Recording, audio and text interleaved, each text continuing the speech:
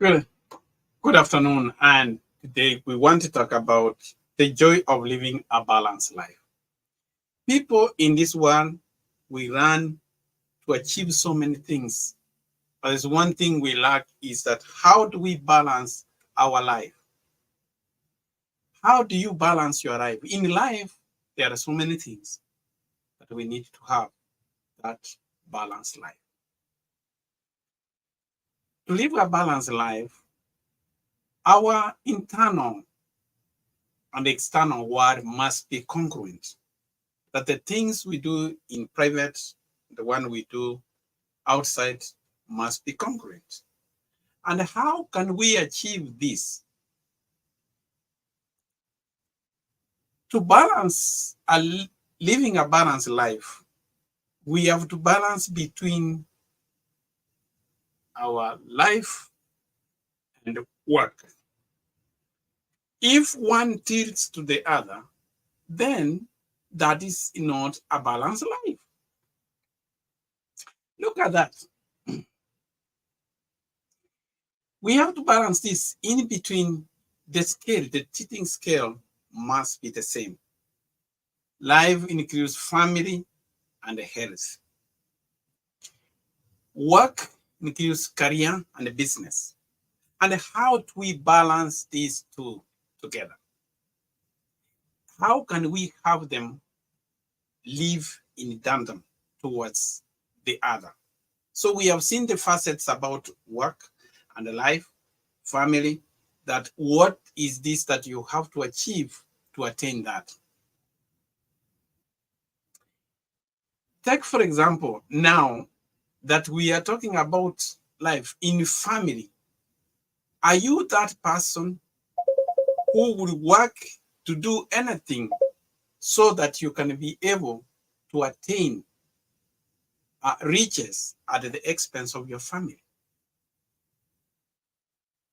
If you would sacrifice your family, you would use your family as a means of achieving your success, then your scale is tilting the other side.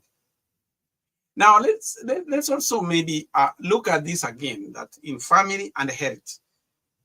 If your health is not good, like some people will work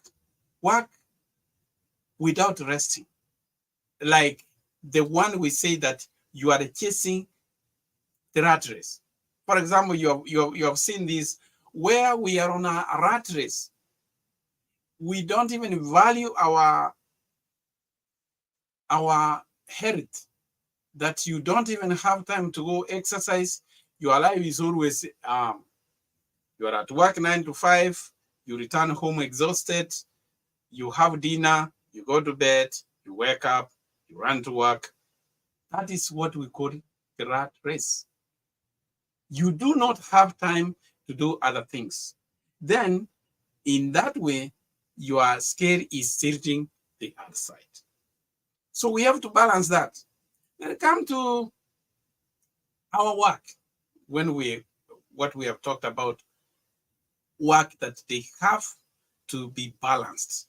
All of them have to be balanced. And this is one of the areas that probably we needed to look at when it comes to our place of work. Sometimes we really do not understand that when we get all of these riches, what do they do to us? And if we can get from the book of Ecclesiastes puts it clearly that I have seen another evil under the sun, and it weighs heavily on mankind. God gives some people wealthy possessions and honor so that they lack nothing, their heart's desire. But God does not grant them the ability to enjoy them. And the strangers enjoy them instead. This is meaningless, a grievous evil. So here we see that wealthy possessions and honor will give, you are supposed to enjoy them. But you know, Adam said the role of the harvest is that you reap what you sow. You only harvest what you have planted. Your results are the products of your actions. But here, we have seen that you can get wealth, possessions, and honor, but you do not enjoy them. How many people work so hard in their life, but they never have time to enjoy what they have worked hard for? Every time they are at work, they don't have time to relax. They don't enjoy anything. Could you claim that in that process, you have really enjoyed your life if you are having to run all through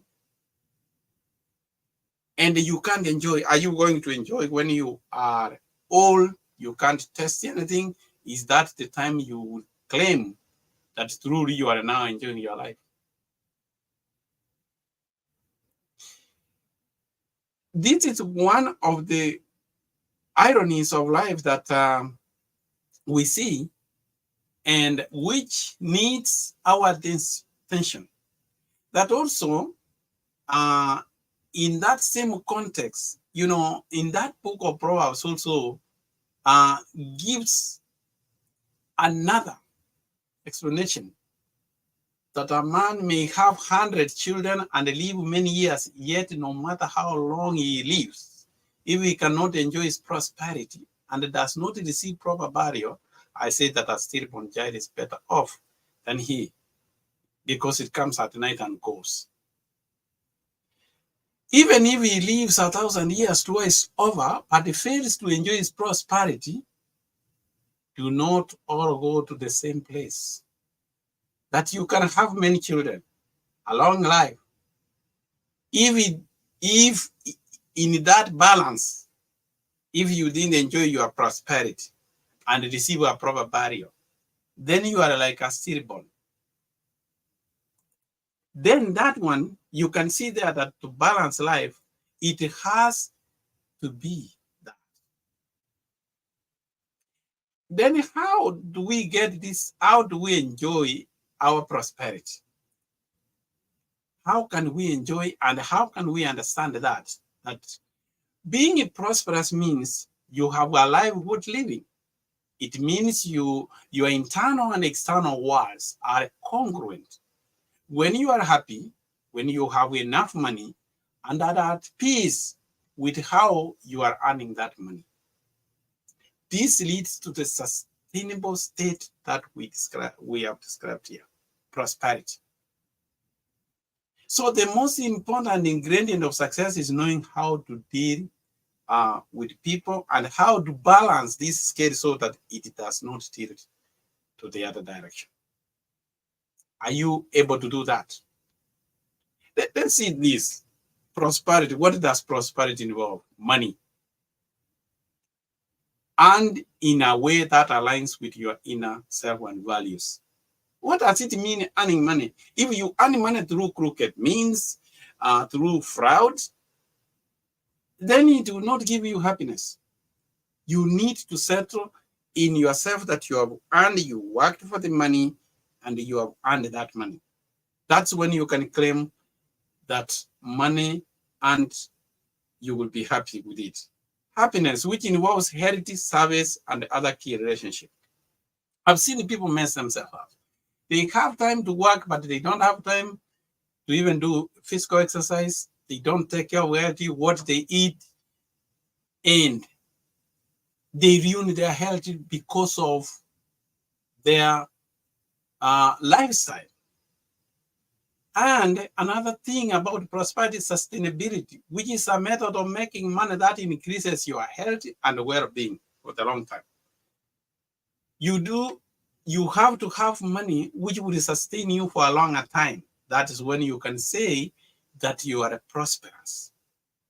If you can attain that, that's when you can say that you are prosperous. Do you think that meets that your standard? Can you claim to be prosperous on that way? How many things in your career that you have not attained that? And if you would have earned your money through a right way, that would make you happy. Now, Kariri Gibran said this in one of his poems. Are you a major and utilizing the need of society for the necessities of your life, for monopoly and exorbitant profit? If you are in business as one of the facets of balancing your life, or are you a sincere, hardworking, and a diligent man facilitating the exchange between the weaver and the farmer? Are you charging a reasonable profit as a middleman between supply and demand? If you are the first, then you are a criminal, whether you live in a palace or prison. If you are the second, then you are a charitable man, whether you are thanked or denounced by people. I think those words catches how a life lived. If you are a businessman, charging a reasonable profit using exchange in your career, do you think you are a person who can be respected? That you have made a difference as a businessman, as a career person. And he gives another one. Are you a religious leader, weaving for your body a gown out of ignorance of the people, fashioning a crown out of the simplicity of their hearts, and pretending to hate the devil merely to live upon his income? Have you seen that?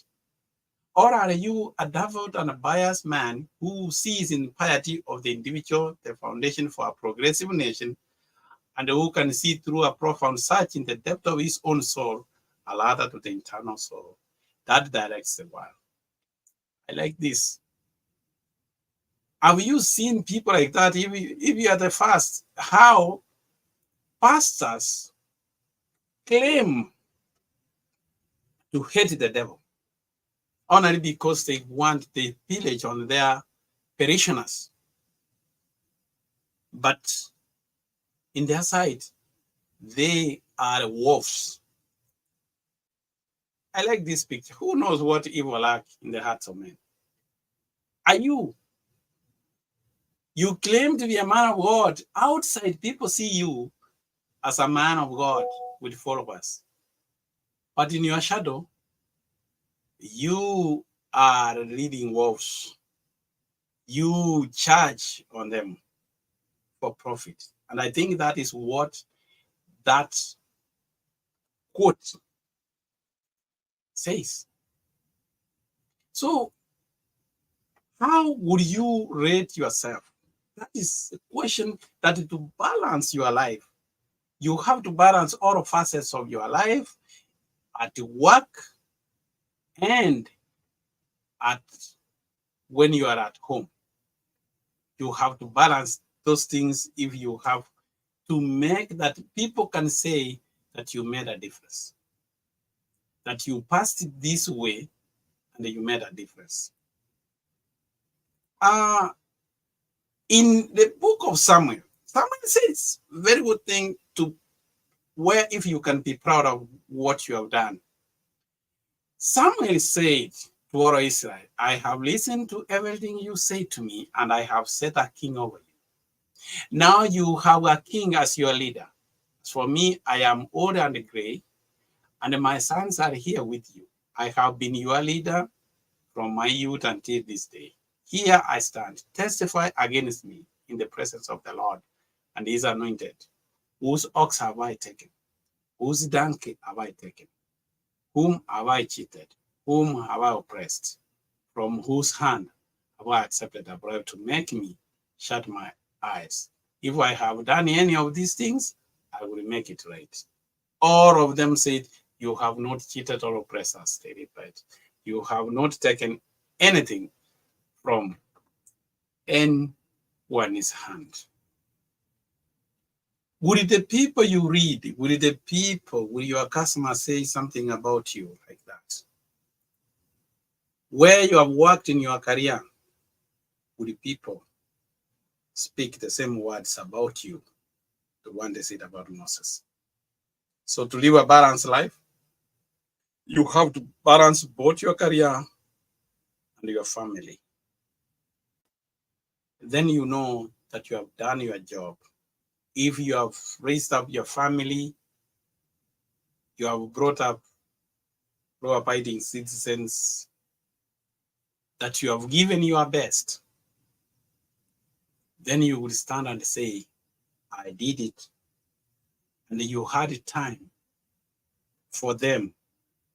And where you worked, whatever you did in any work, even if you were watchman, even if you were sweeper, did you do the best to balance your life? Go out and do the same and balance your life and live an abundant life.